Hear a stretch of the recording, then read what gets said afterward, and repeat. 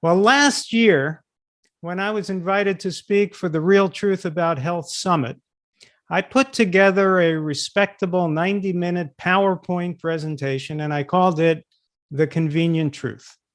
My point was that it's very convenient that there's one simple solution to so many of our problems. If people just make the switch to eating a healthy, whole foods, vegan diet, they can reverse heart disease, type 2 diabetes, obesity, and so many health conditions plaguing our extraordinarily sick and overweight population. At the same time, a transformation to a vegan world could curtail the worrisome threat of antibiotic resistance. By ending grazing, it could prevent deforestation and allow us to reforest and revegetate much of the world, to replenish our soils, and to promote biodiversity.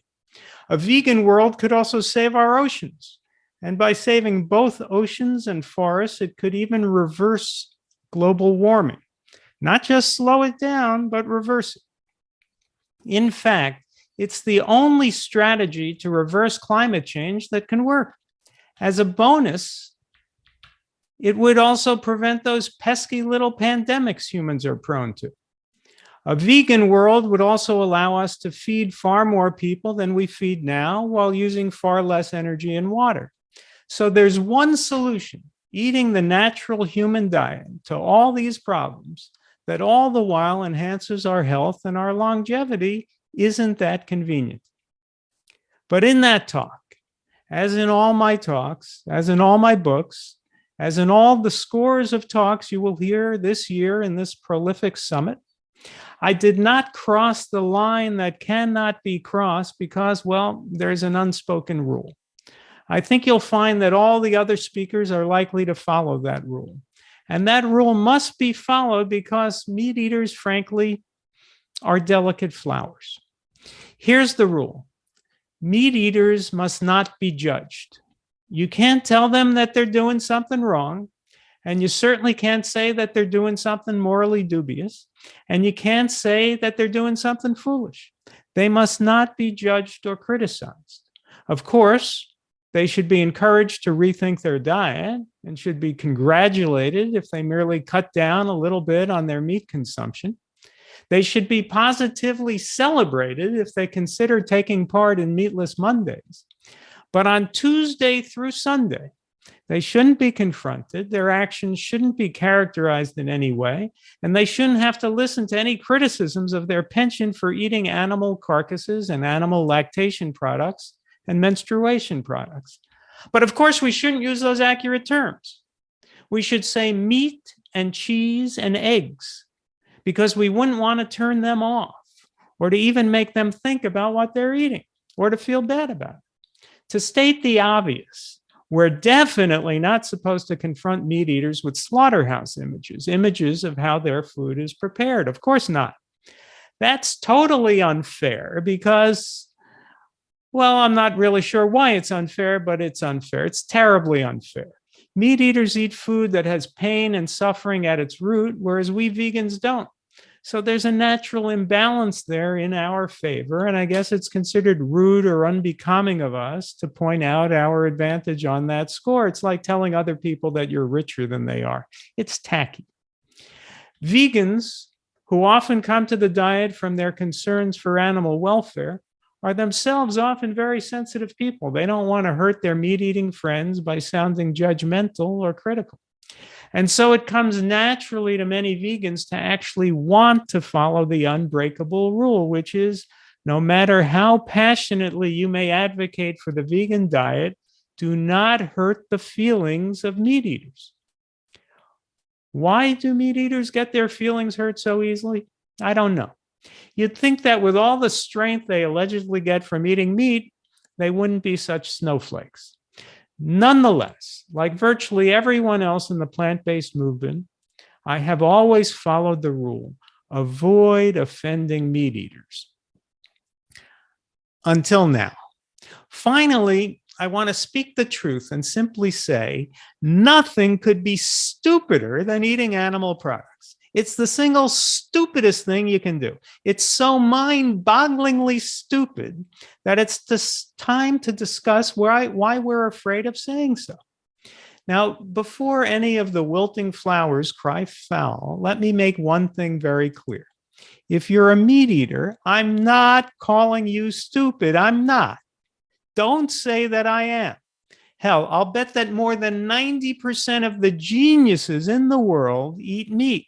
All kinds of nuclear physicists and brain surgeons and mathematicians and scientists and scholars eat meat. And they're every last one of them, they're all much smarter than I am. I'm not calling them stupid. I'm calling what they're doing stupid. When they eat meat, when they eat dairy, when they eat eggs.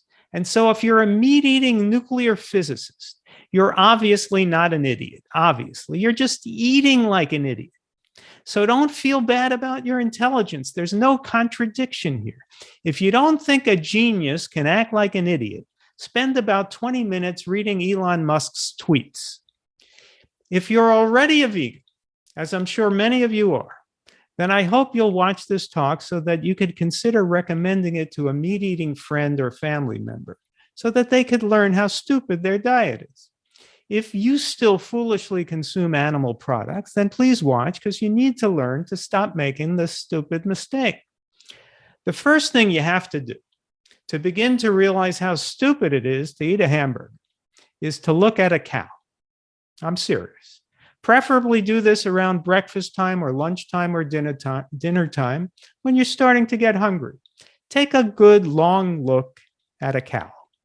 If there doesn't happen to be a cow handy, look at a picture of a cow or close your eyes and imagine a cow. Do you find yourself getting hungrier? Do you long to seek your teeth into that bovine? No? Maybe that's a clue that you shouldn't be eating it. Then look at a fresh loaf of bread or an apple or a banana and ask yourself the same question. I'm sorry to point out the obvious here, but everything about this is stunningly obvious. Now, Albert Einstein was one of the all-time great geniuses in human history. He suffered from many health problems, especially digestive pains, for virtually all of his life, since his teens. But he didn't figure out that he should be vegetarian until near the end of his life. At the age of 74, 2 years before his death, he wrote in a letter, quote, "I have always eaten animal flesh with a somewhat guilty conscience," unquote. Historians think it was sometime after that, during the last couple years of his life, that he finally gave up meat, although not other animal products. He became a vegetarian, not a vegan. So think about this. Einstein came up with the special theory of relativity at the age of 26 and went vegetarian around the age of 75. You'd think that it would be more difficult to figure out the special theory of relativity than how to eat a natural human diet. But it was the exact opposite for Einstein. And a lot of other brilliant people are peculiar in the same way. Now, for me, I easily figured out at the age of 17 that it was foolish to eat meat, but I still have trouble grasping the special theory of relativity. So people are different. And in case you've ever wondered about this, this is exactly why Einstein and I are rarely compared. Okay, I've made the statement that the single stupidest thing you can do is to eat animal products, so I should probably explain why. Let's start with health. But remember, we're just starting with health, just starting. There's a lot more to come. Your health is not the only reason why eating meat is stupid. As you're undoubtedly aware, it's not universally accepted that meat is unhealthy. There are plenty of science deniers out there who still make the argument for the paleo or caveman diet or the Atkins diet and claim that humans have a history of being hunters and that we've been eating meat for thousands of years and that we need it for the protein. Yes, even today, you can find lots of folks who still make that preposterous argument. But I'm not convinced that even those who make the argument actually believe it. Here's what I mean. Imagine a guy, maybe you know someone like this, who argues that meat eating is healthy. Maybe he read one of the paleo diet books or keto diet books and decided to eat meat 3 times a day. Let's say that meat-loving, meat-defending guy has an uncle who calls him with the bad news that he's developed acute heart disease. He's become short of breath, and his doctors are insisting on an emergency heart bypass operation. He's going under the knife on Tuesday. Do you think that the meat-loving, meat-defending nephew would invite his sick uncle over for a burger or some barbecued ribs?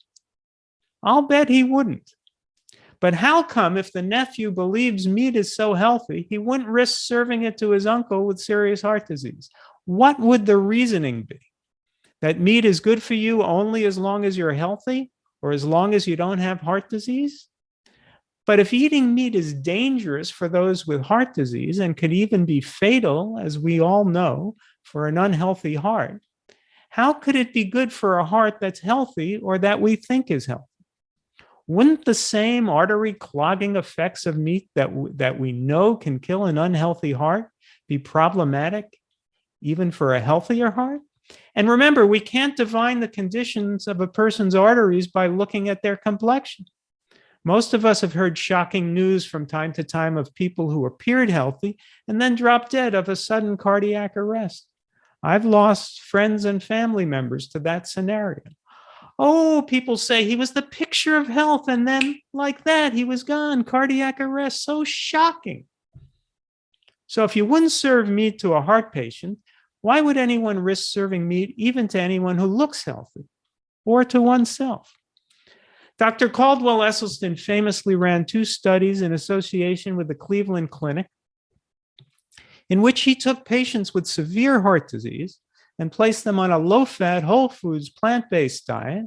He achieved remarkable results, saving and extending the lives of the study's seriously ill heart participants who remained compliant with the diet, which was the overwhelming majority. He actually reversed their heart disease. Dr. Esselstyn's studies are, I believe, the finest and most important studies in the history of nutritional research, and later I'll explain why. But imagine another opposing doctor who read one of the paleo cookbooks and believed that beef and chicken and eggs were healthy. Imagine that doctor proposing to the Cleveland Clinic or to any other medical institution in the nation that he would take patients with severe heart disease and place them on a chicken, beef, and ribs diet with some added scrambled eggs and some double cheese pizza. Would he get funding or assistance? Of course not. Why not? Because the idea flouts 75 years of established medical knowledge, and no medical institution would want the liability of underwriting a study that would be all but certain to kill a large number of its participants. It would be like proposing to NASA that they fund rockets built of toothpicks. Nobody would take it seriously. My point is this: the science is settled. We know what causes heart disease, and nobody who is familiar with the evidence, nobody who is sane, disputes it. We know it like we know that hot air rises. We know it for many reasons. We know it because we know the mechanisms by which saturated fat and cholesterol create plaque and inflammation and hypertension that threaten the arteries. We know this from 75 years of nutritional studies. We also know it from an analysis of our anatomy in relation to that of mammalian carnivores, omnivores, and herbivores. An analysis that shows that in every single way, we humans line up with the herbivores. We know it as well from decades of clinical experience in moving patients away from eating meat and towards eating plants, and the results that have been thereby obtained. So how come some people still argue that eating meat is healthy, and how could anyone possibly believe them? After all, more people believe that meat is healthy than believe that toothpicks can fly to Mars, though scientifically these ideas are equally preposterous. And there are many people who may not believe that meat is healthy, but they're confused because they've heard arguments on both sides, and they just view it as a controversial subject. So why is it that nutrition is considered a controversial subject when in fact the science is settled, at least in terms of whether we should be eating animals or plants? Because of our culture.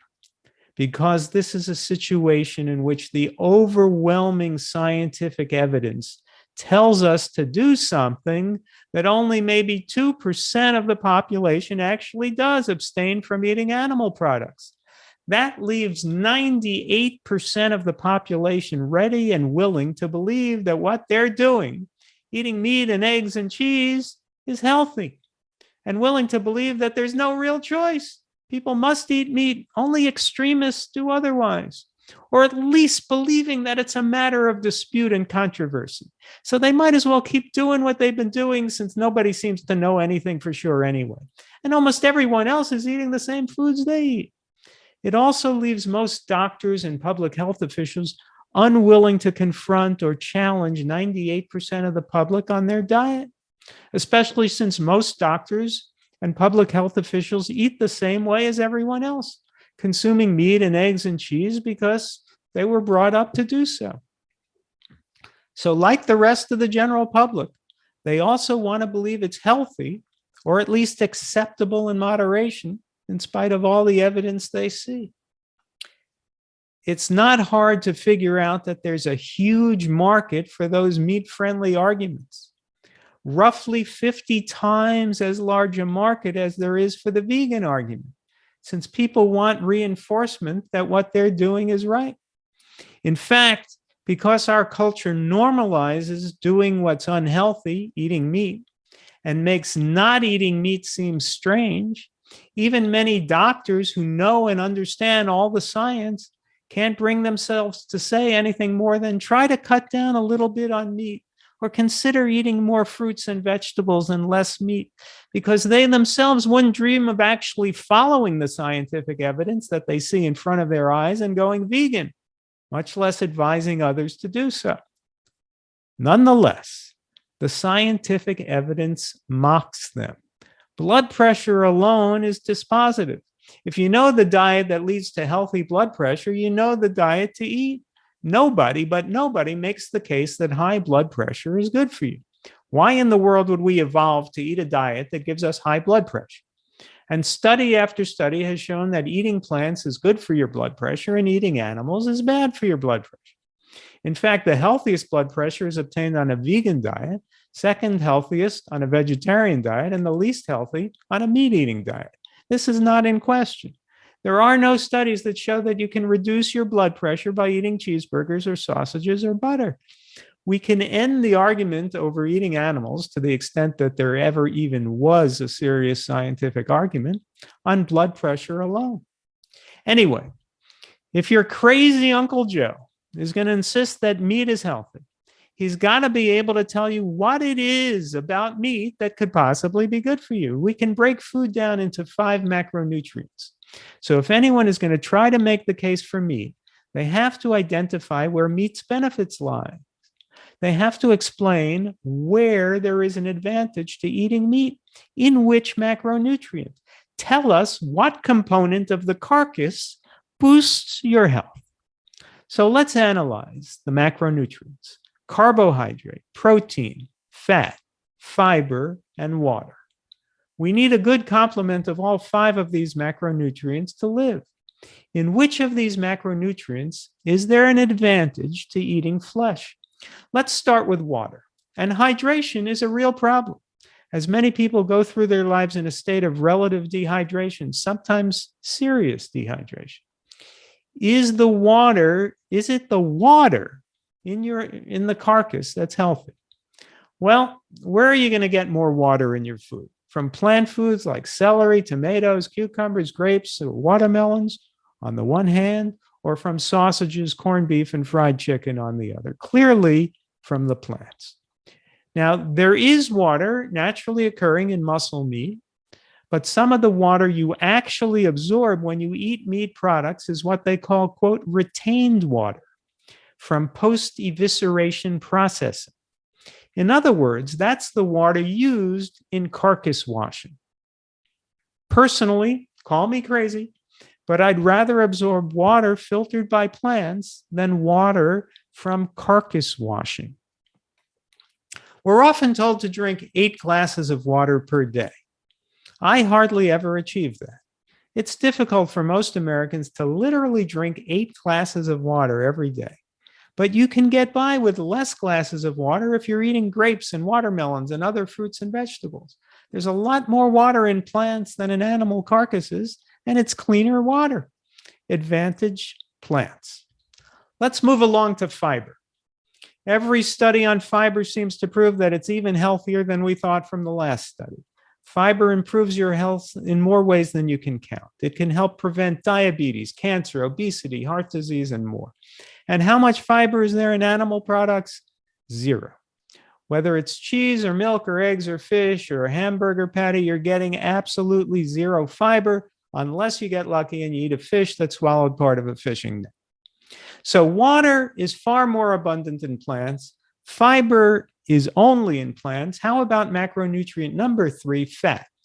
Well, you do need some fat in your diet, but all you have to do is just look around the next time you're in a crowd to see that Americans are clearly eating too much of it. Fat is the most caloric thing you can consume. The average American is probably eating about 4 times as much fat as would be optimal. That's a lot of extra calories, and along with overconsumption of sugar and refined carbohydrates, the excess of fat in the American diet explains our obesity epidemic. When you're trying to determine the optimal diet, you can't ignore the elephant in the room, our obesity epidemic. Clearly, our population is a living, breathing demonstration of how not to eat. The US has the lowest life expectancy of all the wealthy nations in the world, in spite of spending far, far more on healthcare than any other nation in the world. While we are, by some metrics, the wealthiest nation in the world, we rank 61st in life expectancy, 61st. That's pathetic. Americans have so much respect for our doctors and the medical community, and yet this is their report card. We're 61st in the world in life expectancy. We're the fattest, sickest population in human history, and also by far the most medicated population in human history. Hey, doctors, this is your report card. You're not doing very well. The problem can't be in our genes. We've got the genes of every population in the world coursing through our American veins. We're a beautiful mix of populations that often were very healthy in their countries of origin, and then came to America and became fat and sick like other Americans. So, what are Americans eating that could be making us so fat? Well, we're the largest consumers of beef in the world. We have 4% of the world's population, and we consume 21% of the world's beef. Added fats and oils in the American diet increased by 30 pounds per person between 1970 and 2010, as the American waistline expanded dramatically. We know that when you eat more fat, you get fatter. You would think we might be able to figure that out from the word fat. You would think that Einstein might have figured that out before he attained age 75. Unfortunately, on some subjects, Einstein was no Einstein. So, Americans are way too fat.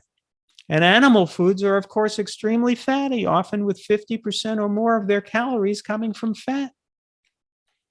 And we know that the saturated fat and trans fats in meat and dairy are particularly dangerous. You would think that this is a no-brainer. The obvious lesson is eating animals is unhealthy because they're too fatty. But Americans can't give up on eating animals, certainly not just because the science tells them to do so. So along comes the paleo diet to try to convince you that eating the bulk of your calories from fat is a good thing. You may ask, how could it possibly be good for Americans to eat more fat if they're already eating tons of fat and they're extremely fat and sick? Well, here's the response they've come up with, and I swear I'm not making this up. They claim that eating a lot of fat is good for you because if you can manage to eat fat and almost nothing but fat all day long, it leads to the state of ketosis, which they admit gives you bad breath and constipation and dehydration and fatigue and brain fog and increases the risk for kidney stones and gout and osteoporosis and can make you pass out. And yet, it's still highly desirable to achieve that wonderful state of ketosis, in which fat rather than carbohydrate becomes your fuel, because there are people who claim they've lost weight that way. Unfortunately, the weight those people lost may have been water weight, since a high-fat, high-protein diet is going to stress your kidneys as they work to expel all that unwelcome protein and acid load. In order to attain the glorious state of ketosis, you need to consume something like 80% of your calories as fat, 80%. Roast beef is not nearly sufficient. It's way too lean. In order to reach 80% of your calories as fat, you'll need to put a stick of butter on your roast beef and wash it down with some oil. People actually strive to attain this glorious, unnatural state of ketosis, in spite of the bad breath and constipation and dehydration and brain fog and passing out, because they believe it'll make them nice and trim. I'm sure that some people have lost weight on a keto diet somehow. But what is the logic of saying that you should risk all kinds of known health risks in order to allegedly lose weight when you could clearly lose weight on a healthy, whole foods, vegan diet?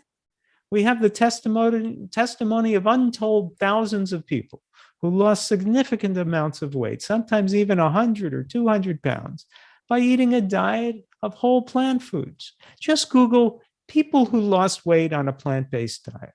You could find scores of them on YouTube. I know many such people.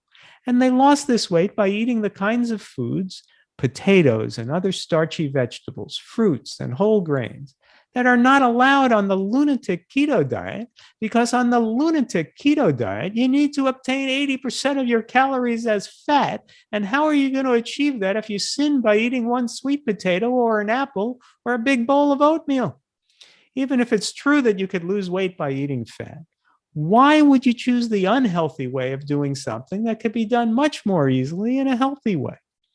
I could only say, if you've convinced yourself that the paleo diet is a smart way to eat, and you're practicing the paleo diet, relax. It doesn't mean that you're intellectually challenged. It just means that on this particular subject, your thoughts and actions are much more foolish than you could possibly be. The Japanese people eat far less animal products, less fat, and more fruits and vegetables and rice than Americans. They eat out in restaurants far less often, and of course, restaurant meals tend to be high in fat, sugar, and salt. Japan leads the world in life expectancy at 84 years. The obesity rate in Japan is about 4%. It's 10 times higher in the US. So we can conclude the obvious. While you need fat in the diet, and the healthiest fats are the omega-3 fats, clearly Americans are eating too much fat and need to eat way less fat and way less saturated fat. And there's simply no way to construct a healthfully low-fat diet if you're going to base your diet around animal products. Okay, let's return to our list of macronutrients. Water, far more abundant in plant foods. Fiber, only in plant foods. Fat, clearly excessive and dangerous in animal foods, while most plant foods are low fat. And the plant foods that are rich in fat, nuts, seeds, avocado, have much healthier fat profiles than animal foods. So the macronutrient fat is a slam dunk. You're far better off with plants, since animal fat is excessive and has the slight drawback that it can make you sick and diabetic and can kill you.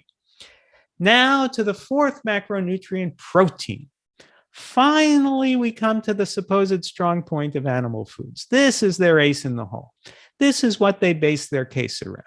Even if they admit that it's too bad about the saturated fat threatening your heart, they say you need to eat meat for the protein. This is why when you go to a restaurant, your server asks, what's your choice of protein, beef, chicken, or fish? Protein was first discovered by a Dutch chemist named Gerardus Mulder in 1838, And I sometimes think the world would be better off if Mulder had minded his own business.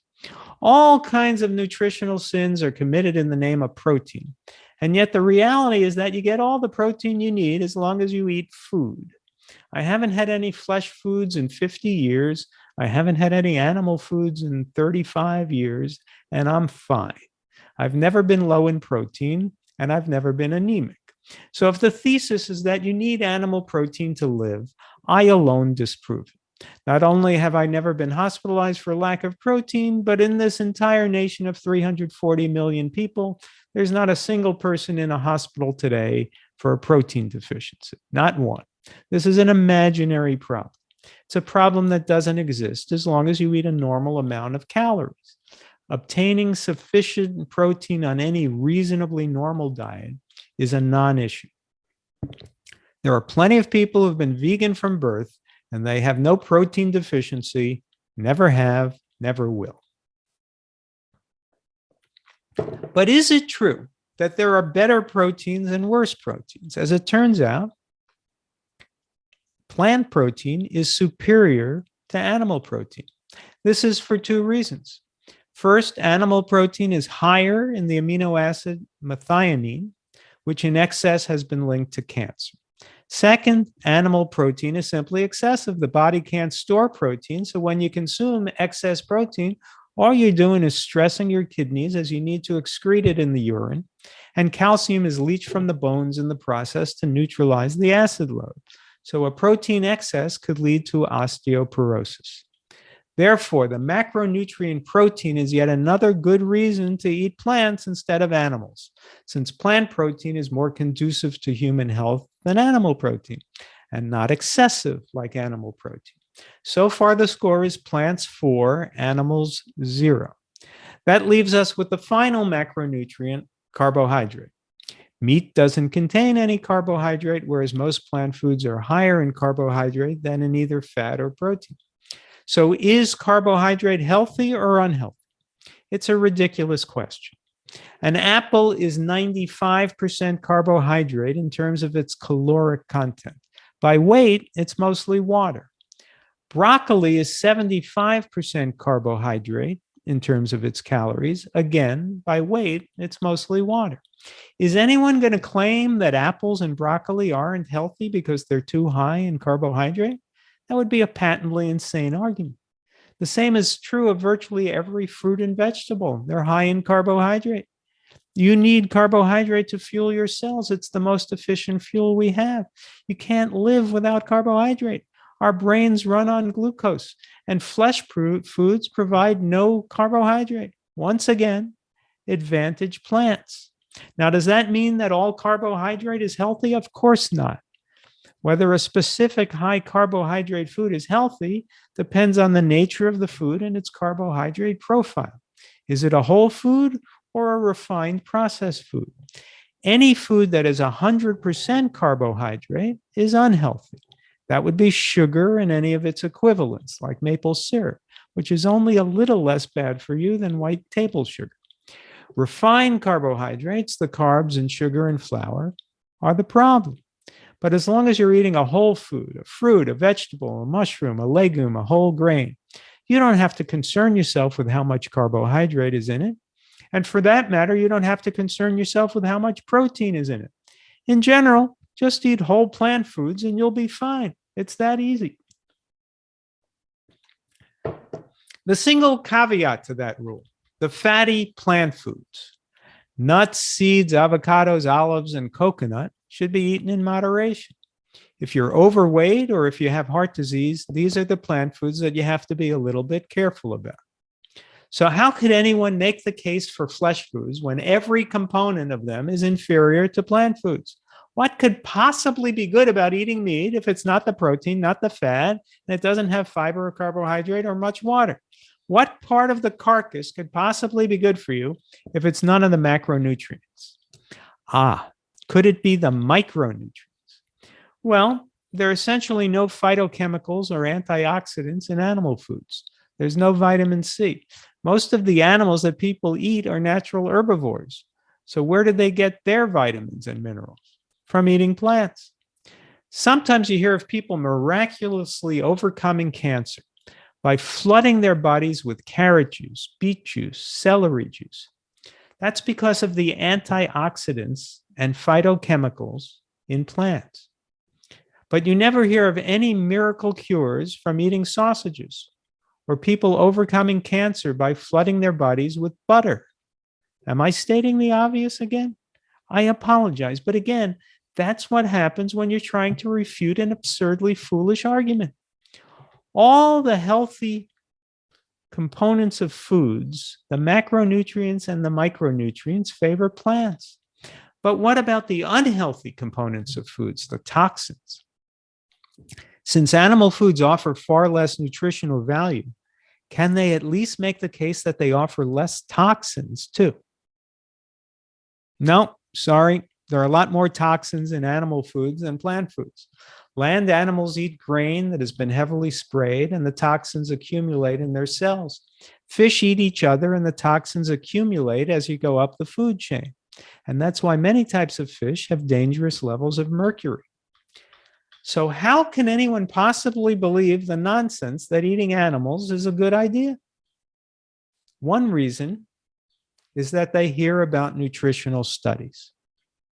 One day they hear about a study that says that eating meat is bad for you, but the next day they hear about a study that says meat is good for you.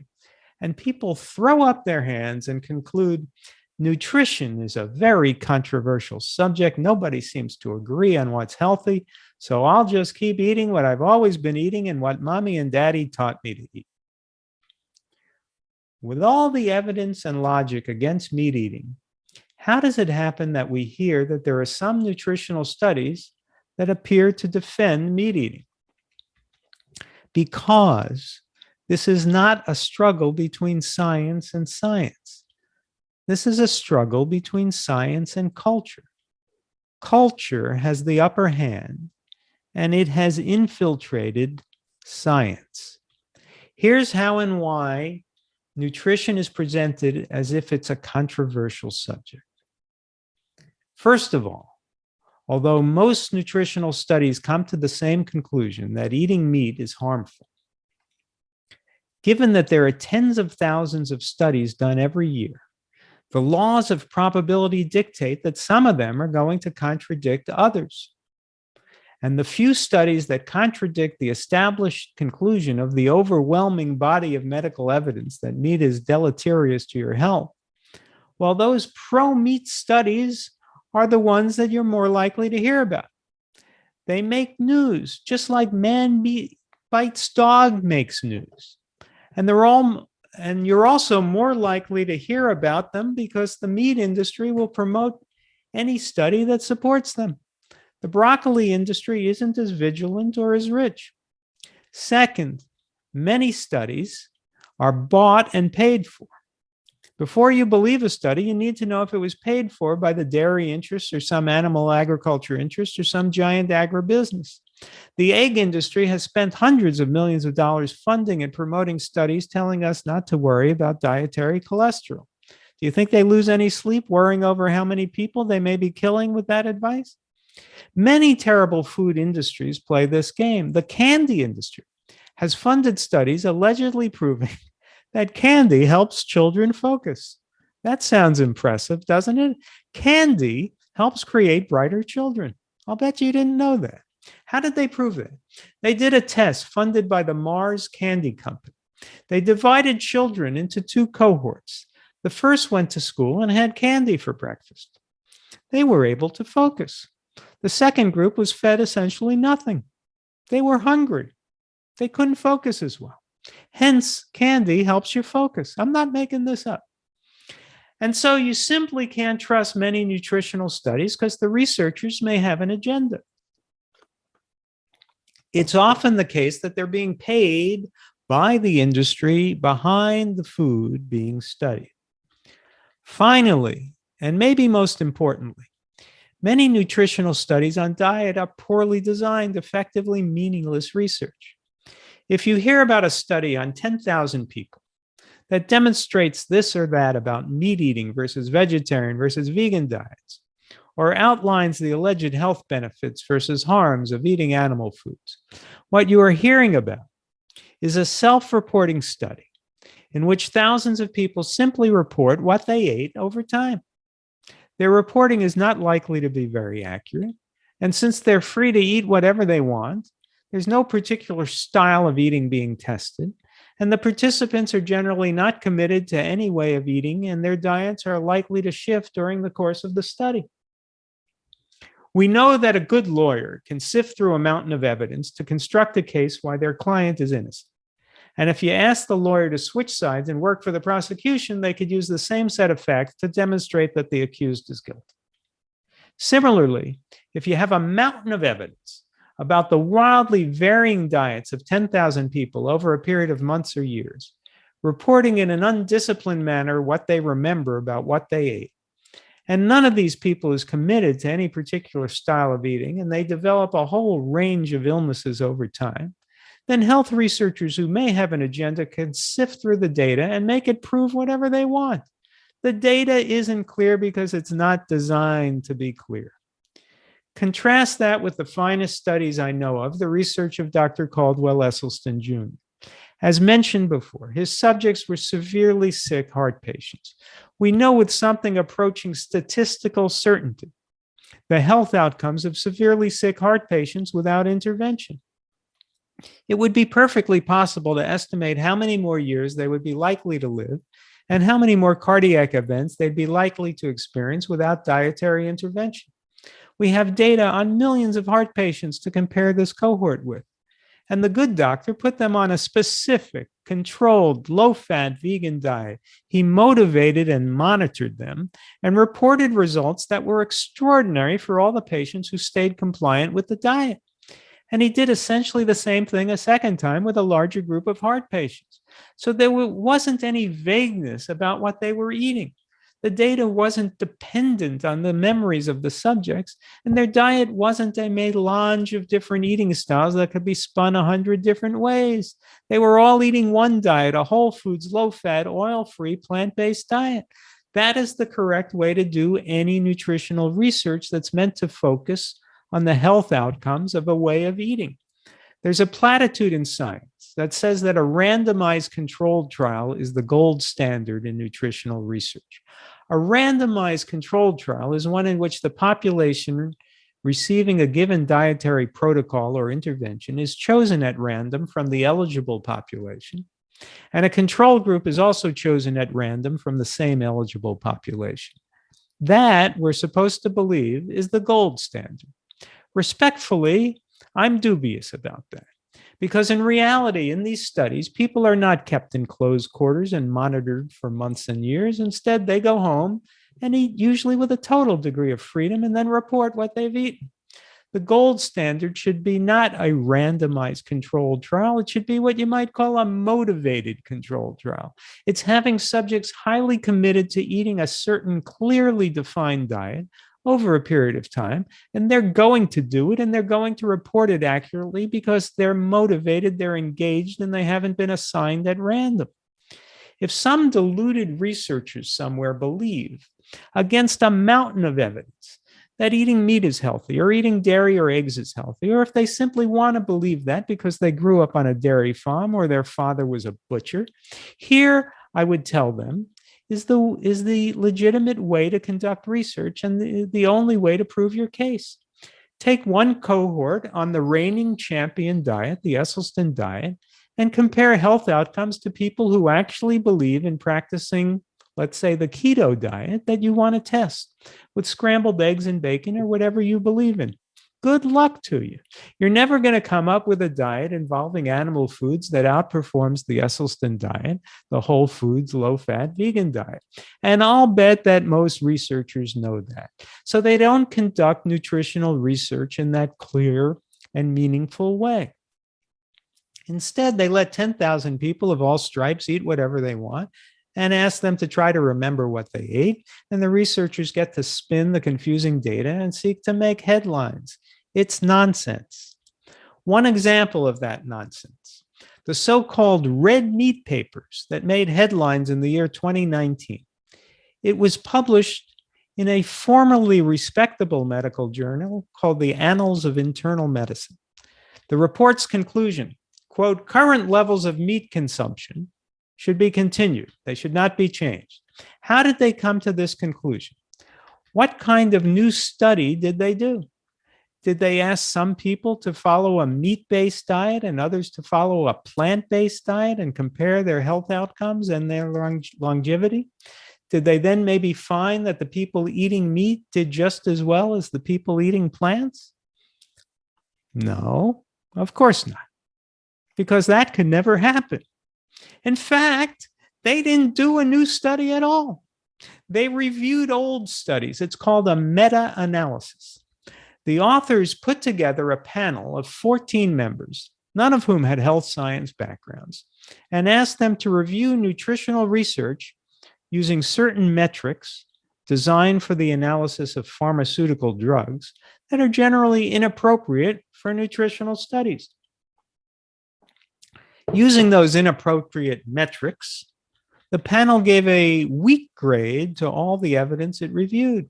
Still, the panel acknowledged that the evidence showed that red meat consumption was associated with increased risks of heart disease, stroke, cancer, and all-cause mortality. So then why didn't they come out against meat consumption? Because they used an entirely arbitrary point system that they pulled directly out of their asses. Here's what they did. They weighed that so-called weak evidence of meat's harms against a more, quote, critically important factor in its grading system.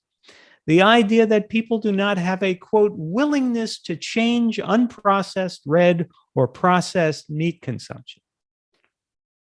So in other words, the meat-eating diet loses, say, 1 point for causing more heart disease and cancer and early death, but gains 5 points for being more convenient for people. So you see, this wasn't a scientific study about what happens to your body when you eat meat. This wasn't a study at all. It was an opinion. That's all it was, an opinion about whether people want to change their diets. The authors simply provided their pointless, unsupported, unsolicited opinion that people don't want to give up meat. They may well be right, but who cares? And how does that get published in a scientific journal? Yet it made headlines around the world that scientists are advising you to continue eating meat. And people understandably assumed that there was some kind of science involved. There was not, no science at all. In the study's own words, which should have been enough to discredit it from consideration for publication in a scientific journal, quote, the panel believed that for the majority of individuals, the desirable effects, a potential lowered risk for cancer and cardiometabolic outcomes associated with reducing meat consumption probably do not outweigh the undesirable effects, impact on quality of life, burden of modifying cultural and personal meal preparation and eating habits, unquote. Think about it. A study that made headlines international, as if it offered some exciting new research contradicting the scientific consensus against red meat consumption, was in fact no more than the result of applying a preposterous methodology to the existing evidence. Give fewer points to all the evidence that red meat consumption leads to heart attacks and cancer. Give more points to the assumption that people really enjoy their sausages and don't want to give them up. You could make the case for cigarette smoking and even heroin use with a methodology like that. If you're surprised to find highly opinionated language about the, quote, burden of modifying cultural and personal meal preparation in a journal once believed to concern itself with science, well, it's just more evidence that in the ongoing tussle between science and culture, culture keeps winning. Even scientific journals appear willing to abandon the fortress of science to flock to the winning side. The study's august panel, by the way, voted 11-3 for these recommendations. There were 3 dissenters who favored a tougher stance against meat, but this was a case of majority rules. The science of nutrition, it turns out, is a democracy. Who knew? You present the evidence and then you allow a group of non-scientists to take a vote. I once had a letter to the editor published in the Journal of the American Medical Association. I was critiquing a study they had published that had again made national headlines. It was a study that claimed that eating dairy helps prevent diabetes. Now, I knew that the exact opposite is true. Dairy, because it is fatty, helps trigger diabetes. In my opinion, this is elementary stuff. So how did the researchers design their study? This time they really did do a study. Congratulations to them on that. But it was a self-reporting study with a large number of participants. The subjects reported what they ate, and the researchers then managed to confusingly label each dish they ate as either dairy, non-dairy, or a, quote, mixed dish. What's a mixed dish? The researchers excluded foods for which the, quote, contribution of dairy to the weight or caloric content of the item was unclear or likely to be minimal. Such mixed dishes included pizza and cheeseburgers. Thus, for example, a study participant could have eaten 3 double cheese pizzas in a day, but his daily intake would not have been counted as a dairy day if he did not drink milk. So if a guy ate double cheese pizzas every day but never drank milk, then got diabetes, that would somehow prove that you're more likely to get diabetes if you don't consume dairy. How insane is that? So I contacted the lead researcher, spoke with him by phone before I submitted my letter to the editor. I said, hey, here's a suggestion. If you really want to know the effect of dairy on diabetes, why don't you construct a trial with 2 cohorts with otherwise similar diets, ideally plant-based diets, but one cohort consumes dairy and one doesn't. I mean, what could be more obvious than that, right? The man actually said to me, gee, that's an interesting concept. Did he actually ever conduct that study? Of course not. That could be because he wasn't interested in learning the truth. Should we think of nutrition as a controversial subject in which serious scientists disagree about whether meat is healthy? No. All serious nutritional scientists know that meat is unhealthy.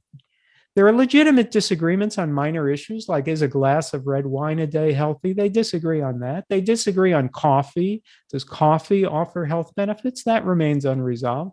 But there's no real scientific debate on meat, because all serious scientists know that meat contributes to obesity and heart disease and diabetes and inflammation in the body and offers no nutrients that you can't get in better form from eating plants. This is not in dispute. The science is settled, period. To dispute the fact that meat is profoundly unhealthy for human beings is to take a scientifically insane position. I'm not saying that the people who take that position are themselves insane. I'm just saying that their position is insane, whether or not they happen to be. I've just explained to you why and how you may have been misled into thinking that there's some kind of controversy about the impact of meat on our health. There isn't any legitimate controversy. It's much like climate change. Some people think that the issue of whether we face man-made climate change is controversial. It isn't. There are no serious climate scientists who deny the reality of anthropogenic climate change. Only maybe the occasional nutcase. Those arguing that nothing is wrong with the climate are either frauds or people who don't understand the science. I'm not calling them scientifically ignorant, but they don't even seem to be watching the news. Anyone who looks at the storms we've been facing and the 1,000-year floods happening every year and the droughts and the unprecedented heat waves and wildfires knows that we're facing a climate emergency created by humans. It is not in serious dispute. Similarly, we know beyond a shadow of a doubt, with no serious disagreement, that the healthiest diet is a whole food, plant-based, or I like to say plant-exclusive diet, a vegan diet that's low in fat and ideally free of oil and sugar. The question then is, why do only 2% of Americans eat the healthiest human diet? Why are roughly 98% of Americans doing the stupidest thing you could possibly do and eating animal products? Again, many Americans are confused. They've either believed the hucksters selling them books based on the paleo diet, or they've been confused, as I've just explained, by misleading and bogus pseudoscientific studies that are often paid for by agribusinesses. But I think at least equally important is the fact that many Americans just don't think about it much. Remember, nutrition isn't everybody's top concern. Look, if you're a young, healthy person, you may be putting your energies into pursuing a career, studying, or starting to work in a field that you're passionate about. Or maybe you're not so focused on a career, but you're putting your energies into working a job, any kind of job, trying to get by, maybe saving for a house. And whether you're studying or working, you may also be putting your energies into your relationships, perhaps getting married, hoping to get married, start a family. And then once you do have kids, then your focus turns to your kids, giving them a good life. And the years go by with all kinds of other interests on your mind, and you never think a lot about nutrition. It's not everyone's pet subject. It doesn't have to be. You just know you need to eat about 3 meals a day to get energy, and you do it almost unconsciously. And you know that what you like to eat and what you don't like to eat and what restaurants you like, and that's about all the attention you give it. You just eat what's normal, and you choose a few favorite normal foods that you like to eat often. I'm sure that's a pretty good characterization of how many millions of Americans view food. Their lack of concern about what they're eating may be understandable. I also need to point out that, sorry, but it's also pretty dumb. Again, I'm not calling anybody stupid. I'm saying people are making a stupid mistake if they never think about the health effects of the food they're shoving into their mouths at least 3 times a day. You're not being too bright when you just assume that the food you're eating is really food. Why would you believe that it's nutritionally adequate and appropriate for your body? I mean, look around, for Christ's sake. If you're eating like other Americans, just look around. Have you ever noticed how other people who are eating just like you are extraordinarily obese? Can you not see us for what we are? The fattest, sickest population ever to walk planet Earth? Isn't this obvious? Do you think this is normal? If you've noticed, even the mannequins in the clothing stores are putting on weight. Until recently, obese was not another word for normal. When I was a kid, kids weren't obese. When I was a kid, kids weren't prone to what we used to call adult onset type 2 diabetes. And I was a kid not so very long ago, at least in a geological time frame. Consider the fact that more Americans died from COVID than any other population. Why is that? Because we're the fattest, sickest population in the history of the planet. And COVID targets those with comorbidities, especially obesity. Now, if you yourself are fat and sick, then you really should be extra motivated to change what you're doing. But even if you're not yet fat and sick, if you're eating the way other people eat, wouldn't the smart thing to do be to realize, hey, maybe I'm eventually going to get fat and sick if I keep eating the foods that these fat and sick people around me are eating? I mean, really, is that too hard to figure out? All Americans should be questioning the obviously defective, bizarre, pathologically unhealthy American diet. Now, I have repeatedly used the phrase fat and sick, and some might find that harsh. Some might object, well, I may be fat, but I'm in good health. No, you're not. I'm not fat shaming anyone. I'm not making fun of anyone. But if you're fat, you're sick. Obesity is a disease state. Obesity weakens your immune system and makes you more prone to infections, to autoimmune diseases, to colds and flu and pneumonia. It increases your risk of a whole host of cancers, breast cancer, colon cancer, pancreatic cancer, and many more. It dramatically increases your risk of diabetes and heart disease, as well as your risk of dying from COVID. There's no such thing as being fat and healthy. Have you seen many fat centenarians? Just ask yourself, why, if Americans spend far more than any other nation on earth on healthcare, why are we so short-lived and so fat and sick? Isn't it the obvious that it's the food? What else could it be? It's foolish to make the assumption that the food we're eating is normal, healthy food. It's normal only in the sense that so many Americans are eating it. By all other metrics, it's abnormal food. It isn't human food. Maybe people don't realize this fact because just like it's normal in this country to eat food that isn't human food, it's normal in this country to be fat and sick. In a nation with 42% obesity, you're considered remarkably slender if you're only a little bit fat. So if nutrition isn't an important subject to you, and if you don't think about it much, then I understand that. But sorry, you may be brilliant, but you're making a stupid mistake. Look, you may not be intellectually interested in the respiratory system either, but if there's a lot of smoke in the air and you're having trouble breathing, you pay attention. You might ask yourself if there's a fire nearby. Presumably, you want to be healthy and you want to live. So if you would escape the smoke that might kill you, you have to escape the animal fat that may kill you. You have to acquaint yourself with nutrition as a matter of vital importance and ask yourself some basic questions. Like this one, for example. Why do people eat pigs and cows and chickens and turkeys? Why those particular animals? Who made that rule? Think about it. There's this beautiful planet Earth full of the most exquisite diversity of plants and animals. There are millions of animal species out there. There are thousands of bird species. So why do we eat chickens and turkeys and not crows and pigeons and seagulls and penguins? There are thousands of mammal species. Who decided that we should eat pigs and cows? If you believe in a creator, do you think that the creator said, okay, I'm going to create millions of animals and I'm going to create humans? And the humans can eat the cows and the pigs and the chickens and the turkeys. Those will be the food animals. So the humans can breed them and keep them in close quarters and in warehouses and guard them from predators and feed each of those animals the other animals' blood and manure, and then the people can eat them. Who among us believes that that was part of the creator's plan? Now, if you don't believe in a creator, but believe that natural forces and evolution created our world, why would humans evolve alongside their mostly vegan cousins, the great apes, and not eat a diet of plants as our cousins do? You won't find many great apes eating cows and pigs and turkeys and chickens. And why do we eat those particular animals instead of, say, squirrels and raccoons and kangaroos and foxes and bears? Is this based on some kind of science? Is there any scientific basis for considering some animals food animals and other animals off limits for eating?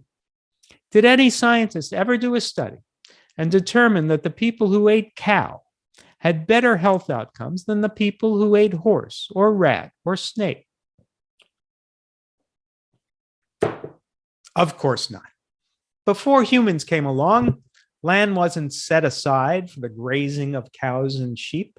Pigs didn't live in crates in warehouses, and chickens didn't crowd on top of each other in warehouses either.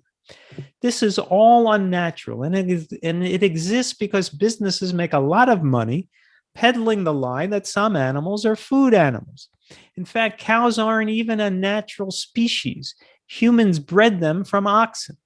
And the biologically distorted chickens that people eat are hardly a natural species either. Why don't we eat dogs and cats and horses? Well, that's obvious. It's because people bond with dogs and cats and horses, so they couldn't imagine eating them. But there's no reason to believe that dogs and cats and horses are any smarter than pigs and cows, or that pigs and cows don't experience pain in the same way as dogs and cats and horses. And in some places in the world, people do eat dogs and cats and horses. So who made these rules that we follow, and why do we foolishly follow them? Just think of the horrors we inflict on pigs, keeping them in crates for their whole lives where they can't move, can't turn around, castrated and with their tails docked. They live short lives, suffering in their own waste, and then we slaughter them. If anyone did that to one stray dog, they'd go to prison. But agribusinesses do that to millions of pigs. Who made pigs food? Why not raccoons or snakes? Actually, in some parts of the country, people do hunt and eat raccoon, and snake soup is apparently eaten in China. So you see, any animal can be eaten, but no animal, including pigs, is actually human food. All flesh is pretty much the same. It's fat and protein, no carbohydrate, no fiber, little water, few micronutrients, lots of toxins. So why do we choose pigs and breed millions of them and make them a food animal and treat them differently from all the animals that we think of as non-food animals? Where is the justification for the idea that pigs are food? All the pain and horror that we inflict on these poor pigs is based on what? Oh, you may say it's based on taste.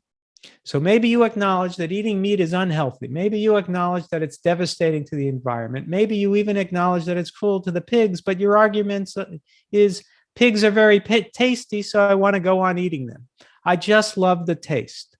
I'm sorry, but I have to say that's an extraordinarily stupid argument. Let's get into why that's so dumb. Let's delve into the many ways it's stupid to eat animals simply because you find them tasty.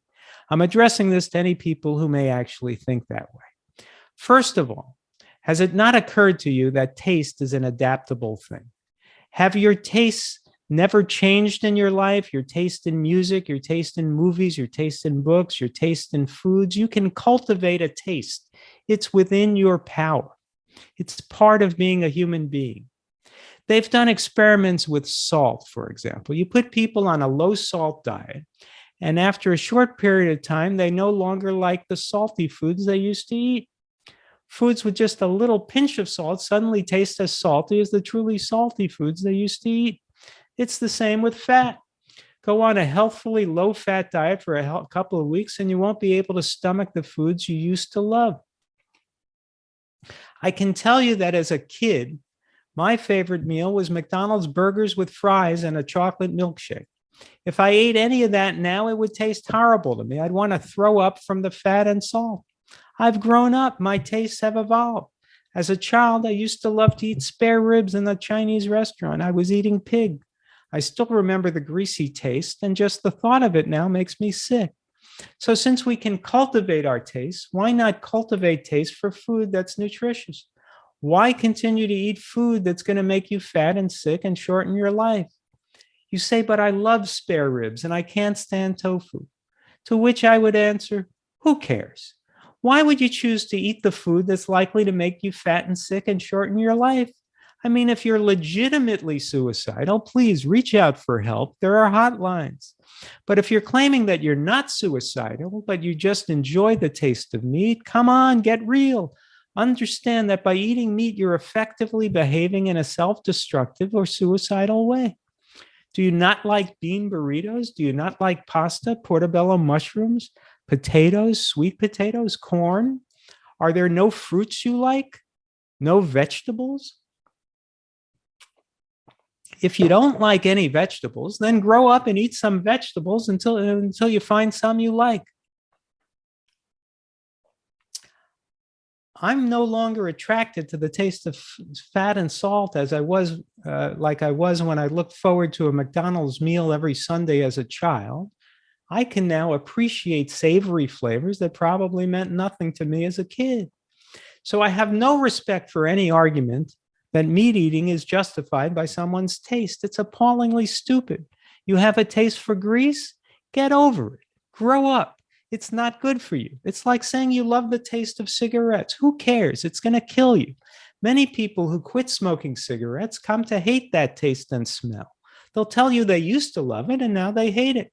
To stick with food that you know is going to kill you when you've probably never even given your taste buds a chance to evolve to appreciate healthy food, that's not a respectable strategy for living. That's just remarkably foolish. My wife and I once went to a trendy vegan restaurant in Los Angeles that had something of a celebrity chef. A lot of vegan celebrities dine there. We looked at the menu and everything was deep fried. Not all vegan food is healthy, after all. We couldn't find anything to order that wouldn't be terribly greasy, so we told the server that we didn't think we could order anything, and she said she'd bring out the chef. So that celebrity vegan chef was very nice. He came to our table and said very politely, "What seems to be the problem?" We said we didn't eat deep fried food. We wanted to know if he could make us anything that wasn't fatty. He said to us, "Fat is flavor." No, it isn't. Every delicious spice you can think of has flavor, and spices aren't fat. Every delicious fruit has flavor and barely any fat. Fat is not flavor. Fat is a poor substitute for flavor. And so when this celebrity vegan chef told us that fat is flavor, I could only feel sorry for him. The man was in the food business and he was missing out on flavor. You're missing out on the beauty of food when all you aim for is the taste of fat. The idea that you're going to keep eating meat because it tastes good to you is pathetic. It's beneath you. It's shamefully stupid. If you think you love eating meat, let me guarantee you that my food tastes better to me than your food tastes to you. I say that with confidence because as a kid, I loved eating meat. And in retrospect, I know now that it tasted pretty awful in comparison to all the delicious foods I eat now. Does anybody enjoy going to the doctor? Enjoy hospital stays? Enjoy medical procedures? Enjoy paying for them? Enjoy battling with insurance companies to pay some of the costs? Do you have a taste for that? Why would you want to eat in a way to almost guarantee that these medical interactions will become the routine of your life? So if you say you eat animal foods knowing that they're unhealthy, but you're doing it just because you find them tasty, you have to ask yourself if you find hospital food tasty. Do you find feeding tubes tasty? I don't eat animal foods, and I almost never go to the doctor. I try to go once a year. It's like a personal tradition. I like to check in on my doctor and ask him how he's feeling. Whenever I go to the doctor's office, the staff asks me what pharmacy I use, and I say, sorry, I don't have a pharmacy. I don't need drugs, so why would I have a pharmacy? At the age of 67, I can say that I've never taken a pharmaceutical drug in my life other than antibiotics on a few occasions. I don't live the way most Americans live, with trips to doctors and pharmacies as part of their weekly itinerary. However, I have to confess that last year I made the mistake of sneezing, and that sneeze resulted in a hernia.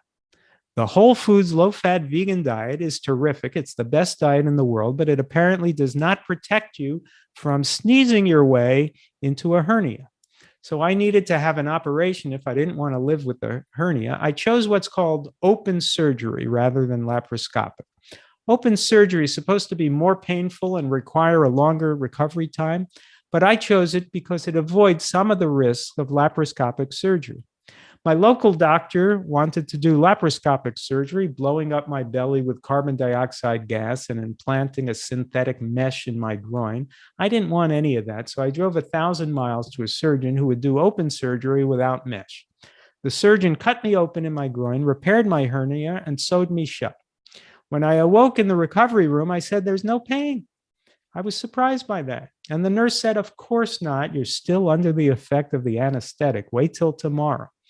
Tomorrow came and there was still no pain. There was never any pain. I never even had to take an aspirin. I essentially recovered overnight. I was out on the town the next day. That's because there's no significant inflammation in my body. And there's no inflammation in my body because I don't eat dead animals or dairy products. That's the beauty of eating human food. When you eat dead animals and dairy products, you get inflammation because these substances are not human food. And the body is working to repel foreign substances that do not belong in your body. You can understand that if you ate a filthy bacterial-ridden piece of roadkill, for example, that would set off an explosion of inflammation in your body. Well, when you eat beef or chicken from the grocery store, it may be wrapped in cellophane, but it's still filthy and full of bacteria, toxins, and endotoxins, and it similarly sets off inflammation in your body. Your body doesn't know that you got it from a grocery store instead of the side of the road. It's roughly as filthy. It's probably got just as much bacteria as if it came from the road. Your body knows that it's not human food, and it reacts.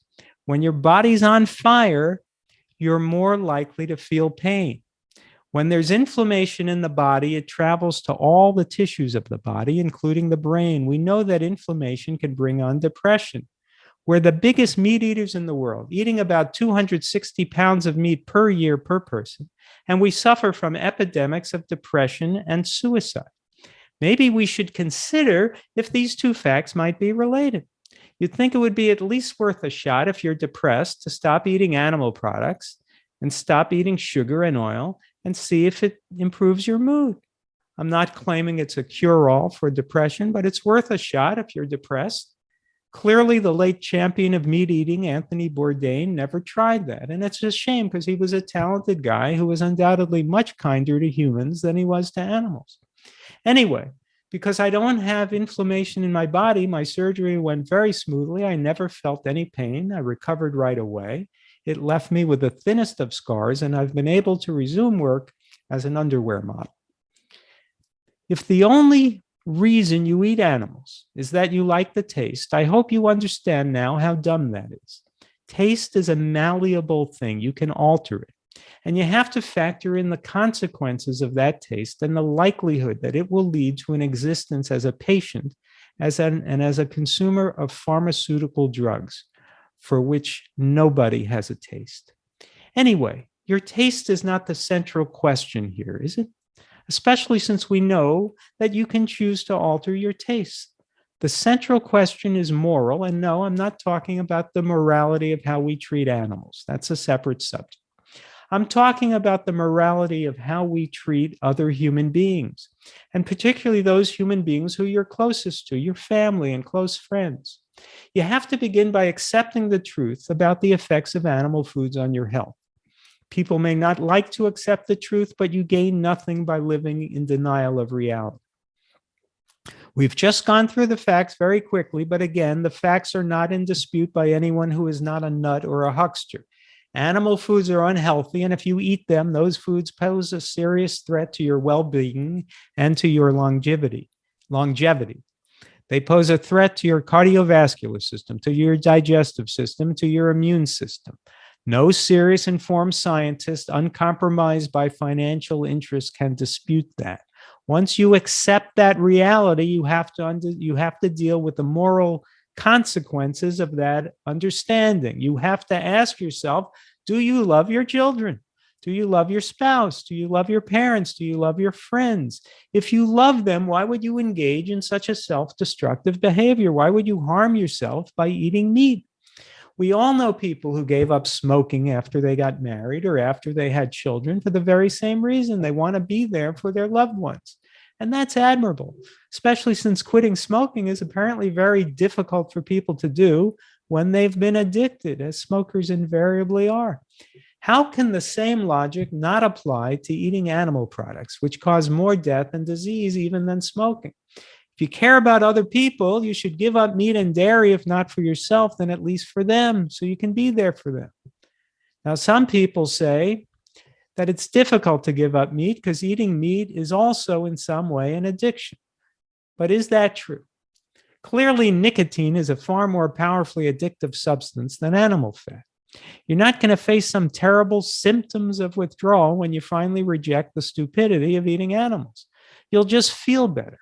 And you're likely to lose weight if you need to lose weight, as long as you replace the dead animals with healthy, whole foods. Is it possible, I wonder, that some people say that eating meat is an addiction so that they have an excuse to keep eating it? I know I should stop it. I'm addicted. I can't help it. I think it's at least possible, flesh eaters, that the only thing you're really addicted to is the ease of not facing the truth and not having to change the foods you eat that you're accustomed to, and not needing to summon the guts to stand apart from your friends and relatives. Of course, it's going to seem much easier to just keep doing what you're doing until it doesn't, until you have a heart attack, until you have a stroke, until you get cancer. Then suddenly you may overcome your addiction to meat and discover that you could do so without any symptoms of withdrawal. And so if there are any people in your life whom you love, it's contemptible to hurt yourself and hurt them because you think fried chicken is tasty. I mean, really, there's no excuse for that. Once you understand the obvious reality that eating animal products will likely shorten your life and cause you to incur all kinds of medical expenses and medical interventions, it's immoral to do that to your family and friends. Take yourself out of the equation for a moment. Whether you care about your own health or not is immaterial. You're punishing the people you love. It's a rotten thing to do to them. Normally, people don't want to hurt the people they love. Most people will do anything to not hurt the people they love. So why is it different with eating animals? Why are people willing to hurt their loved ones by giving themselves heart attack or dying young by eating meat? I'll tell you why. Because most often the people you love are also eating animals. And so you see how it works? Meat eaters effectively give each other permission to be horrible to each other. to punish each other, to give each other pain and suffering, because they're all making the same stupid mistake. And they're all making the same stupid mistake because in this culture, as in most cultures, it's considered normal to give yourself heart disease by eating dinner. Everyone does it. It's part of aging. People don't quit eating meat to protect their spouses and children because, after all, their spouses and children are also eating meat. Just like people wouldn't quit smoking to protect their spouses and children if their spouses and children were also smoking and they were all bumming cigarettes off each other all the time and living in secondhand smoke. This is how the meat industry has the country conned. Since meat eating is part of the culture, they run advertisements making eating meat more and more normal, showing healthy people eating meat, showing fit young men and women eating meat. And they underwrite research studies that fool people into thinking there's some health benefit to eating meat, or at least less harm that has been documented, or at least that there's some kind of controversy involved. They get the federal government to subsidize the cost of meat so they can advertise low prices for their meat, and they count on the reality that as long as people eat meat, few will figure out that they should give it up to protect their loved ones because their loved ones are killing themselves in the exact same way. It's quite a scam. It's subsidized, slow mass suicide. I just mentioned the subsidies for animal agriculture, and I'm sorry to have to point this out, but that's another reason why it's stupid to eat meat. Ask yourself, do you believe in capitalism or socialism? Now, in reality, all modern Western civilizations are a blend of both. In America, for example, most industries are capitalistic, but we have Social Security, which is socialist, and we have Medicare, which is socialist, and we have our public schools and police forces and armed forces, all of which are socialist. So there's always a blend. But for the most part, when we go out and buy products, those products are made by businesses that are capitalist enterprises. When you buy a toy or a book or a couch or a car, you're buying from a company that took a financial risk and produced a product and hopes to make a profit on the sale. That's capitalism. And most Americans agree that it's a far more efficient system of production than a socialist system of government-controlled manufacturing of goods. Most of us don't want the government publishing our books or manufacturing our cars. When you go out and buy an organically grown head of lettuce or any organically grown fruits or vegetables, and usually even any fruits and vegetables that aren't organically grown, you're buying from farmers who risked their capital and their labor and grew a product, and they're hoping that your purchase will help make them whole, help make their farming operation profitable. This is especially true of smaller farms, and organic farms tend to be smaller. The average size of an organic farm is 285 acres, less than the average farm size, which is 444 acres. So if you want to help the small farmer, who's a legitimate, hardworking participant in the capitalist economy, buy their fruits and vegetables. And if you want to help the environment, buy organic. That way you'll also be helping farmers not risk their health with pesticides. But when you buy meat, you're buying a socialist product. They can't produce meat in this country competitively without taking advantage of federal government subsidies for the pesticide-ridden crops that they feed to their animals. Taxpayers foot the bill for almost 2/3 of the real cost of every product that the meat and dairy industry sells. A $4 cheeseburger would cost $11 without the subsidy. It's the worst kind of socialist enterprise, though, because while the government pays much of the cost, the profits don't go back to the government and the people. They go into private hands. So actually, it's not fair to socialism to call these enterprises socialistic.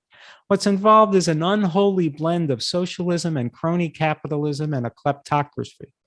Tax dollars being funneled into private hands. And what kinds of businesses are the meatpacking businesses and the fast food hamburger businesses that we subsidize? They are the businesses that far more than any other businesses in America use and abuse child labor and undocumented labor. Undocumented children as young as 13 are used to remove the pools of blood in the meatpacking plants, using harsh chemicals and working with sharp instruments on overnight shifts, dangerous work that Americans just don't want to do. McDonald's was just fined for employing over 300 children, including 10-year-olds. Packers Sanitation Services just had to pay a fine to the U.S. Department of Labor for using over 100 children ages 13 to 17 on overnight shifts in hazardous occupations. I'll bet there were hundreds more children that weren't discovered. Their fine was a measly $1.5 million, a rounding error to them, a minor business cost. Our taxpayer dollars create their profits. So effectively, the fines are being paid with our tax dollars. Do you really want to give that evil 19th century child exploiting business your money? You're doing so every time you buy chicken or beef. I'm not a conspiracy theorist claiming that the government and the pharmaceutical industry and the medical industry are trying to make you fat and sick by subsidizing the animal agriculture industry. But if they did have the goal of making you fat and sick, they couldn't find any strategy more effective than subsidizing the animal agriculture industry, could they? You don't have to believe in conspiracies when they're openly subsidizing disease and death. There's nothing hidden about this. It's the one issue that Democrats and Republicans seem to agree upon.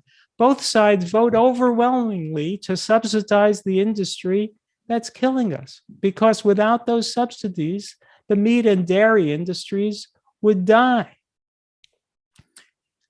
Isn't it unfair to the hardworking organic vegetable farmer to have to compete with low-price meat subsidized by your tax dollars? If you were in the shoe business, risking your capital to try to create comfortable walking shoes, you'd be angry if some of the companies you were competing against received federal subsidies and could therefore lower their prices. That would be outrageous. There needs to be a fair playing field. But the food world is not fair. We have subsidized food, unhealthy meat and dairy, competing against non-subsidized food, healthy fruits and vegetables, competing for the same food dollars. That's a scam. And it's self-destructive for consumers to support that scam by giving their dollars to the subsidized industries that are taking advantage of them both as consumers and as taxpayers. So don't buy animal foods. It's that simple. I want to ask you, has anyone enjoyed the COVID-19 pandemic? I don't think so.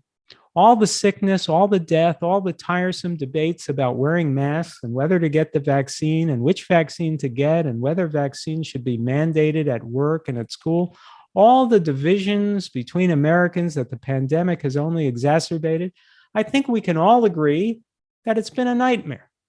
I'd like to say that we're glad it's over, but it isn't really completely over, is it? COVID is still with us, still infecting people, on track to be responsible for over 100,000 deaths this year. And it will probably continue to infect our population for the rest of our lives. Almost all pandemics, including COVID, start with animals infecting humans, and it's usually because of animal agriculture. So if you want to prevent future pandemics, we need a global transformation to a vegan world. The purpose of nutrition is to sustain health, after all, so it's not too bright to create our food in a way that breeds disease. There has never been and never will be a zucchini pandemic. Advantage plants. Antibiotics are, of course, an invaluable tool to fight infections and to save lives, but our toolkit of antibiotics, which has been a lifesaver for untold of millions during my lifetime, is starting to fail us. That's because of the growth of antibiotic resistance caused by the prolific use of antibiotics by the animal agriculture industry. The folly of eating animals, you see, is not only destroying our health, it's destroying our most vital medications. The very air we breathe is being assaulted every day by the animals we raise for slaughter. It's as if they're getting their revenge. We are being punished with heat waves and droughts and floods and hurricanes and tornadoes that are far more severe than such events have ever been in recorded human history. And that's the result, too, of the animals we raise for slaughter. How can that be? Isn't climate change caused by the burning of fossil fuels? Yes, of course, the burning of fossil fuels contributes to climate change, but it contributes to far less greenhouse gas warming than does animal agriculture. Methane, not carbon dioxide, is the gas that is responsible now for the greatest acceleration in climate warming. The EPA monitors methane and recently produced an action plan to deal with it in which they said that the leading industrial cause of methane emissions is the oil industry. That's because of the methane leaks from oil and gas fields, which are indeed a terrible problem that needs fixing. The EPA then claimed that the second leading cause of industrial cause of methane emissions is landfills. But their own data contradicts them. In their own chart of the causes of methane emissions, 27% comes from enteric fermentation, the process of digestion in ruminant animals, including cows, that leads to the belching of methane. 10% comes from the manure of farmed animals. So they split the cow, putting the front end of the cow in second place and the back end of the cow in fourth place, because when you put the cow back together and add up the second place and fourth place contributions, the front end and the back end contributions of the cow, animal agriculture becomes the leading industrial cause of methane pollution in the world. And methane, after all, is now the leading driver of climate warming. The EPA simply could not admit that animal agriculture is the biggest part of the problem because they have no plan to address it. So they solve their PR problem by splitting the cow. Each cow in the world belches about 220 pounds of methane per year. The instantaneous global warming potential of methane is about 130 times as powerful as that of carbon dioxide. We have about 1.5 billion cows in the world. There's also the methane from sheep and goats and from animal manure. A molecule of methane in the atmosphere causes the same amount of heating whether it comes from a cow or a leaky gas pipeline. But so far, I've talked only about direct emissions. The reason that animal agriculture is the leading cause of climate change goes beyond direct emissions. Viewing the greenhouse gas problem as only a direct emissions problem is, once again, a failure of the imagination. Any serious accounting of greenhouse emissions takes into account carbon opportunity cost, which is to say it takes into account land use. Carbon opportunity cost is the carbon sequestration benefit you forfeit by choosing one option over another. When we choose to burn forests in order to graze cattle, we forfeit the carbon dioxide sequestration we would have gained from the trees that we stupidly burned. At the same time, of course, we get the direct emissions from the forest burning. A published peer-reviewed study that took into account carbon opportunity costs estimated that animal agriculture is responsible for at least 87% of greenhouse gases. That study did not take into account animal respiration or the carbon kicked up from the ocean floors by trawling operations, or the effects of diminished sea forests and phytoplankton populations caused by industrial fishing, or the emissions from pasture maintenance fires set on grazing land all over the world to accommodate grazing. So if these factors were to be included, we might find that animal agriculture is responsible for far more than 87% of greenhouse gases. Imagine some acreage that was covered with trees, and those trees are burned to create grazing land. Cows are transported to that land in trucks that burn fuel, and then the cows graze the grass and degrade the soil, which now sequesters less carbon. To account for the greenhouse gases involved, you'd have to begin with all the carbon released into the atmosphere by the clearing of the land. And then you have to factor in carbon opportunity cost, all the carbon that would have been sequestered if we had left the trees alone. You have to account for all the carbon that would have been sequestered in the healthy, rich soil before we burnt down the trees and let the cows graze the land and diminish the soil. Then there's the belch methane from the cow's enteric fermentation and the methane from the manure.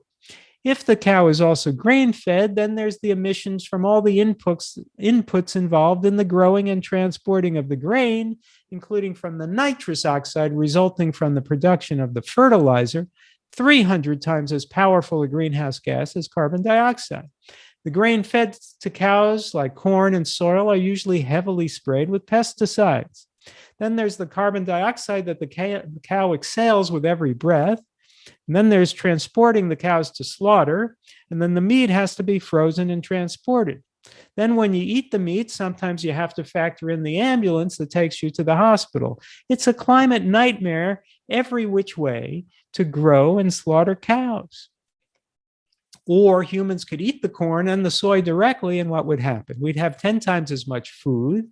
We could do away with the pesticides. We wouldn't have to burn the trees and the vegetation to accommodate grazing, so they could be allowed to grow and sequester carbon dioxide and build up carbon in the soil. With no cows in the equation, there'd be no methane generated out of either half of the cow, and there'd be no cow exhaling carbon dioxide. We wouldn't have to transport any cows, and we wouldn't need any ambulance rides to the hospital. Our food could be helping the environment instead of hurting it.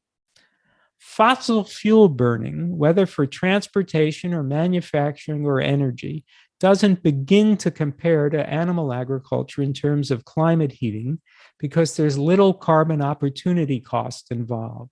The leading cause of deforestation is animal agriculture, not energy plants. The leading cause of biodiversity loss is animal agriculture, not transportation.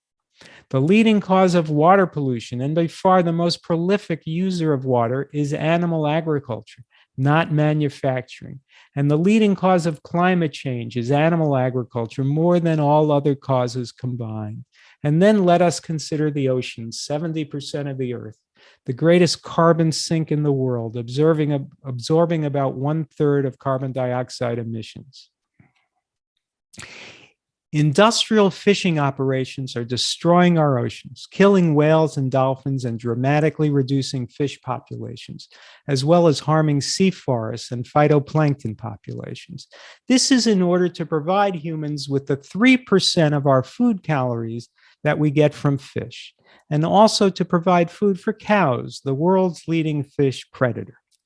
We humans are self-healing mechanisms. If you have a wound, the doctor will dress it and tell you to leave it alone, and it will heal. Similarly, the earth is a self-healing mechanism. It will heal, and the climate will return to stability if we can leave enough of the earth alone. But how can we leave enough of the earth alone to heal? There are 8 billion humans. There's only one way to do it, by not eating animals. If we stop grazing ruminants, we could restore 40% of the Earth's land surface, much of it to forest, and the rest to healthier grasslands with more vegetation. If we stop industrial fishing, we could heal the oceans, 70% of the Earth. Together, that's over 80% of the Earth that we can leave alone to heal if we stop the stupidity of eating animals. As industrial fishing extracts all life from the seas, we are deadening the oceans in order to gain 3% of our food calories. Might that be a little bit short-sighted?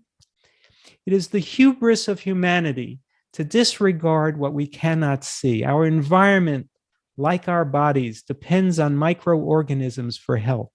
Flourishing oceans teem with phytoplankton in just the right balance to provide a food source for fish, to sequester carbon dioxide, capturing 40% of the Earth's carbon dioxide, and to provide oxygen for Earth. More than 50% of the oxygen we breathe, every breath we take, contains oxygen from ocean plants, mainly phytoplankton. The oceans have a sense of humor about size. They have created an abiding friendship between microscopic plankton and, naturally, whales. Like phytoplankton, whales sequester carbon dioxide, but the whale-plankton bond goes deeper than that. The movement of whales brings up nutrients from the bottom of the ocean to the surface where the plankton feed on them. Never a snobbish species, plankton dine as well on the waste of whales, rich in iron and other nutrients. A more robust population of whales leads to enhanced phytoplankton activity, which represents a dramatic advantage in the quest to draw down carbon. A 1% increase in phytoplankton activity equates to the carbon capture of 2 billion mature trees. Phytoplankton produce dimethyl sulfide, which rises in the atmosphere, adheres to water droplets, and produces clouds. The clouds, in turn, reflect light and help cool the planet. And so the poop of whales indirectly helps create clouds that regulate the climate. It's doubtful that anybody with a harpoon ever gave that a thought. If you eat lobster, you may be contributing to the death of whales. Lobster traps on the ocean floor are connected by ropes to buoys on the surface. Those ropes sometimes get caught in the whales' mouths, fins, or tails, then cut into their flesh and lead to their demise. So your lobster dinner may come at the expense of the life of a whale and may thereby help prevent clouds from forming. And so where are we? Humanity is faced with an existential crisis in the form of a warming planet with melting glaciers. And instead of facing the truth and accepting that the only way to save ourselves is to stop eating animals, allowing us to thereby rewild the vast grazing lands and to protect the oceans.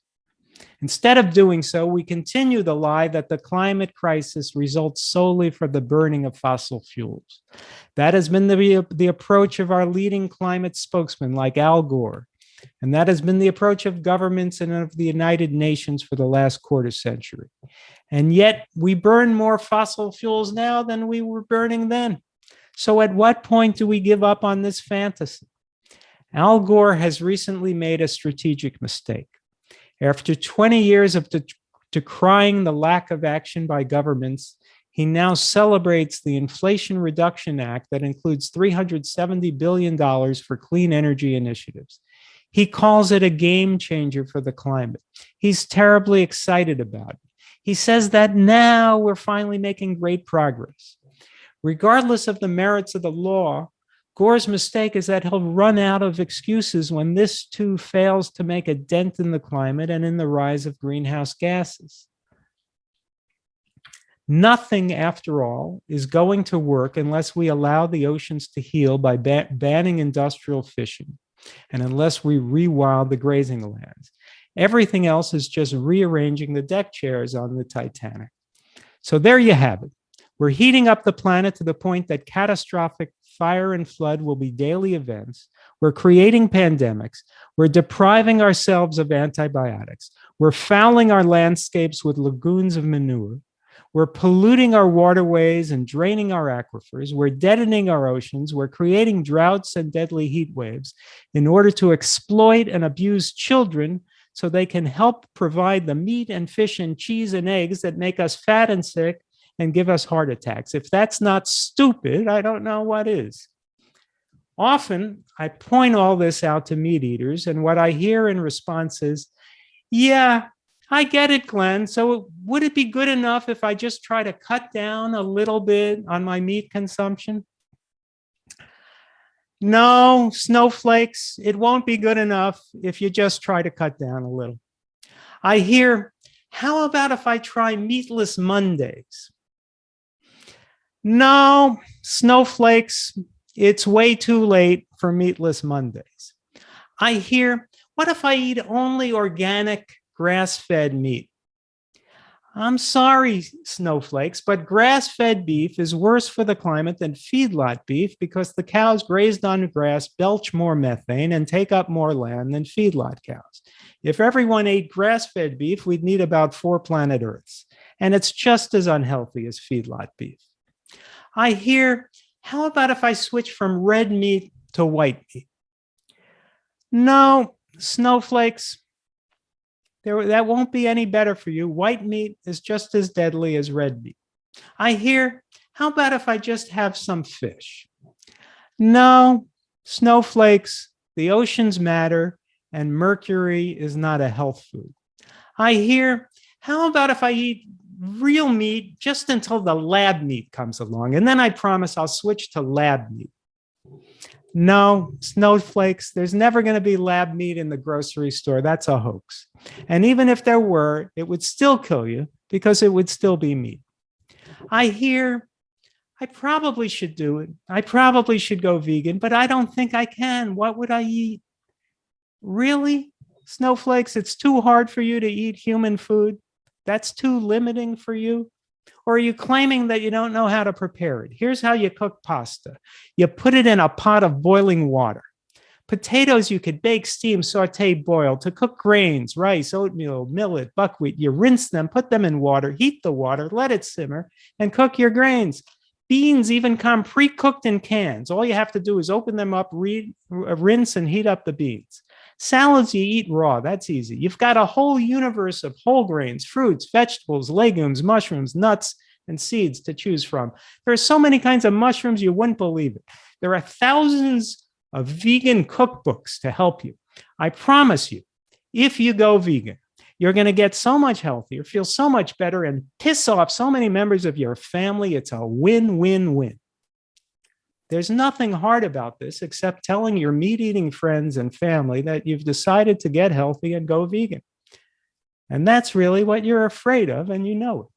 It's your fear of telling your friends that you're your fear of telling your friends that you're a vegan so great that you'd rather have a heart attack? What is it exactly about eating meat that makes people such cowards? You can do this, snowflakes. Join the vegans. Come on in. The water's warm, and it's getting warmer.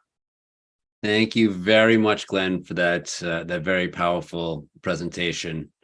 So we have a few minutes that we can open up for a Q&A. But before we begin, let you give the opportunity to let people know where they can go and get your book and get in contact, or follow you on social media. Okay, I have a website that's glenmerzer.com.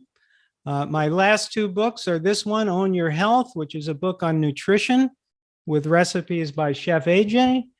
And then there's my book, Food is Climate, which is a response to Al Gore, Bill Gates, Paul Hawken, and the conventional narrative on climate change, also with recipes by Chef AJ and other chefs. All right. Well, thank you for sharing. And we will now begin our Q&A session. We will be asking questions of you. And if the audience has questions, we will open up to take questions from them as well. We first just want to explain to everyone how this works. We don't take questions directly from the chat. Instead, we ask everyone to virtually raise their hand. If you're not sure how to do this, what you need to do is click on the reactions button, second from the right on the bottom of your Zoom window, then click on the raise hand function in the menu that pops up. We will then take questions in the order in which we receive them. When it's your turn, I will unmute you and prompt you to state where you're from and ask your question. We ask that everyone keep their questions brief and on topic. We will then mute you. If you have any sort of follow-up question, you can go ahead and raise your hand again. And if we have time, we'll get to you again. So with that, okay, we got Bex. Please state where you're from and ask your question. Yes, hello. I really appreciate you, Glenn. So educational, just amazing. How long? I'm in Los Angeles, by the way, and I would say that I make efforts to be whole food, plant-based, but in our society, it is difficult with all the subsidies, etc. I'll be traveling, and so, what are some travel tips on eating plant-based, and how do we change our laws and make policy change so that in our lifetimes things get better? Thank you. Okay, first about the traveling. It isn't easy. It depends what style of traveling you're doing, what part of the country you're traveling in.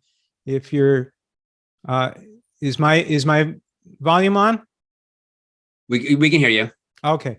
It depends if you're driving through rural areas, sometimes there may not be much in the way to eat, places to stop other than McDonald's. So you have to bring your own food. And then it's a question of what kinds of foods travel well, granola or, rice cakes or, what you can bring. But I like to keep in mind, my wife and I, when we travel, we like to keep in mind that if we're then staying in hotels, there's a refrigerator. So if we can, keep a soy yogurt cool in the car long enough, we could then put it in the refrigerator in the hotel room, and we carry a little ice pack thing to keep it cool in the car. So there are ways to do that. And also you can look to see the towns and cities that you're stopping in, what restaurants are there. And if you could get a halfway decent meal there. So that's my tips for traveling. Chef AJ has many tips on that subject too. As for the government, I'm sorry, I'm not counting on the government to solve this problem anytime soon. We can't even get them to stop subsidizing animal foods, and I don't expect they will. That's too strong a lobby, and it's both Republicans and Democrats. Okay, thank you for that. So we have about one more minute. So if you can make this quick, I'll just ask you a question on environmental issues. How does our diet affect biodiversity loss, and why does that matter? Well, biodiversity requires forests, and it requires healthy oceans. And you know what is causing the loss of the forest is the animal agriculture industry, more than anything else. So we just need to leave the planet alone as much as possible, and the biodiversity will come back. All right, great. And I'll give you one more quick one. And how about how does our diet affect weather and the melting glaciers? Well, it's causing heating. You know, the methane from cows and the lack of the loss of trees is causing more carbon dioxide in the atmosphere, more methane in the atmosphere. It's causing heating, which is melting the glaciers. And, you know, so, you know, and we're destroying the oceans with industrial fishing. And the oceans are a natural carbon sink. So, you know, there's just no way we're going to reverse this unless we become a vegan world. There's no way to do this just with solar panels. All right, great. Thank you so much. So thank you so much for your presentation. It was a very powerful presentation. We're going to open up the mics for the audience so they can share their appreciation for your presentation. I saw a lot in the chat, so they are very into it. So you hear a cacophony of thanks going on momentarily. Yeah, the work. Thank you, Glenn. A wonderful. Thanks, Love Glenn. your humor. Thanks, Glenn. Thank you.